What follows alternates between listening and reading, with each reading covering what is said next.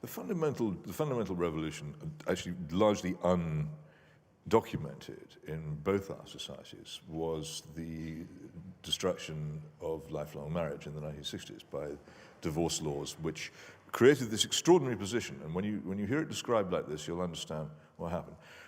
Until the divorce laws in the 1960s, a marriage was an agreement entered into by two people freely of a lifelong union of intense seriousness, which it was very difficult for either of them to get out of.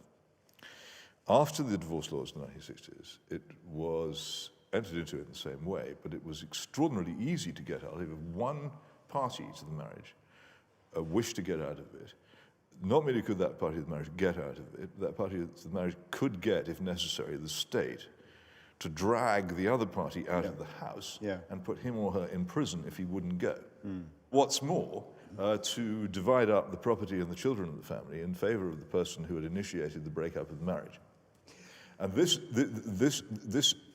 interference of the state in private life is unprecedented in a free society, and yet it passed almost without knowledge. And the only fight that Christianity has made on the subject of marriage has been a futile Stalingrad on same-sex marriage. Right. 30 years too late. I mean, more actually, than 30 who years. cares? Yeah. It's not important. If a few thousand homosexuals want to say that they've got married, it really, if it makes them happy, it doesn't really trouble my conscience very much. The fact that millions of heterosexual marriages have broken up, leaving their children devastated, and continue to break up, and then now increasingly people never get married at all, is so many million times more important it can't even begin to be measured. And yet when that happened, what did you hear from the churches? Right. Oh, there's nothing. Yeah.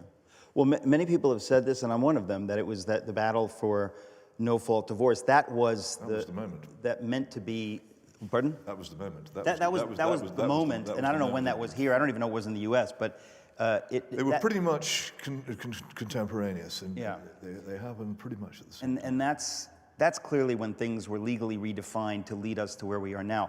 On the same-sex marriage issue, the biggest difficulty I think that most people who are against it, and I'm one of them, has less to do with whether it's harmful for some people to marry each other than with what we knew and know will continue to happen regarding religious liberty of people who disagree with it. That's chilling. But that's already under threat. The point that you have to grasp is that same-sex marriage is not one of the forces driving the destruction of either heterosexual marriage and Christianity, which are, as far as I'm concerned, are completely intertwined anyway. It is one of the consequences of that collapse. I agree with that. It's very interesting. The original proponents of the sexual revolution were against marriage at all. Right.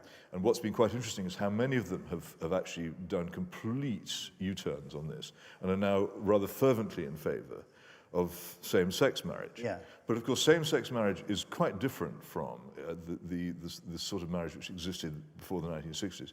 It's not really monogamous any more than an awful lot of heterosexual marriage is. It's certainly not necessarily lifelong.